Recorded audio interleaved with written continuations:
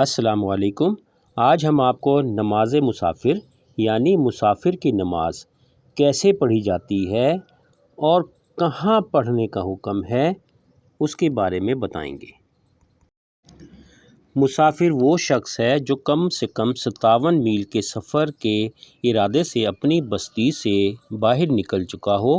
اس پر واجب ہے کہ فقط فرض نماز میں قصر کرے، یعنی 4 رکعت والے فرض کو 2 پڑھے۔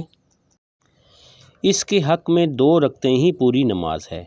اگر سہواً یا قصداً 4 پڑھے اور 2 کے بعد قاعدہ کرے تو فرض ادا ہو جائیں گے اور پچھلی 2 رکعتیں نفل ہو جائیں گی، مگر قصداً 4 پڑھنے والا سخت گناہ گار ہے، اس پر توبہ لازم ہے۔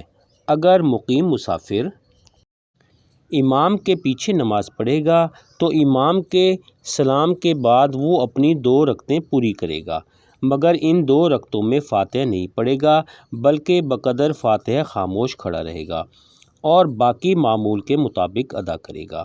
اور اگر مسافر مقیم امام کے پیچھے نماز پڑھے گا تو پوری 4 رکعت نماز پڑھے گا، چاہے اتحیات ہی میں آ کر ملا ہو۔